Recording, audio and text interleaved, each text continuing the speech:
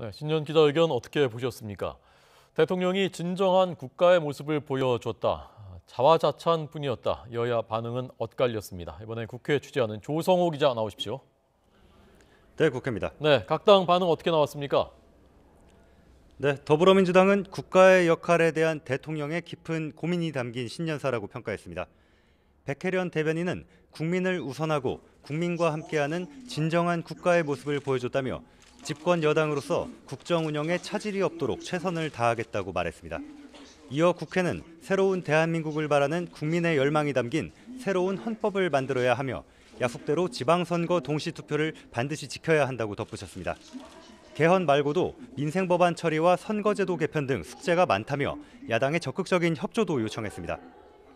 하지만 자유한국당은 문 대통령의 신년사가 뜬구름 잡기식 목표만 남발했다고 날을 세웠습니다. 전희경 대변인은 정부의 탁상공론과 설익은 사회주의 정책으로 민생 경제가 뒷걸음질 치고 있다면서 이제는 현실을 얘기해야 할 때라고 지적했습니다.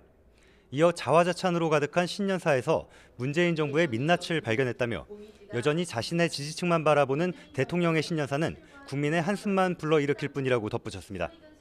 국민의당 이행자 대변인은 문 대통령이 개헌을 언급한 것은 환영하지만 제왕적 대통령제를 개편하지 않는 개헌은 핵심이 빠진 것이라고 지적했습니다.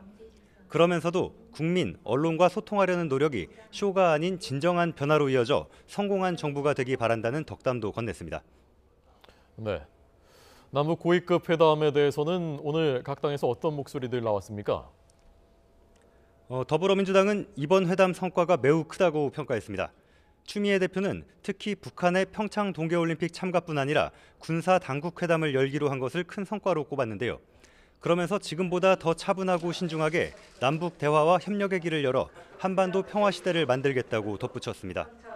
우원식 원내대표도 향후 이산가족 상봉과 같은 제안도 받아들여져서 한반도에 평화가 정착하길 바란다고 밝혔습니다. 자유한국당은 회담과 관련해 평창올림픽을 위해 북한의 핵을 수용하는 잘못을 저지르면 안 된다고 강조했습니다. 김성태 원내대표는 북한이 먼저 대화를 제의한 배경에는 핵보유국 지위라는 자신감이 있다는 점을 주목해야 한다며 이같이 말했는데요. 앞으로도 핵과 평화는 공존할 수 없고 국제사회의 제재와 압박 공조도 강해질 수 있다는 점을 분명히 해야 한다고 덧붙였습니다. 국민의당은 대변인 논평을 통해 이번 회담이 평창 평화올림픽의 성공 개최와 군사적 긴장 완화의 계기가 되길 기대한다고 밝혔습니다. 다만 남북관계 문제를 우리 민족끼리 해결해 나가기로 한 내용은 한미동맹의 근간을 흔들 수 있는 표현일 수 있다면서 북한의 의도를 잘 살펴서 말려들지 말아야 한다고 지적했습니다. 지금까지 국회에서 YTN 조성호입니다.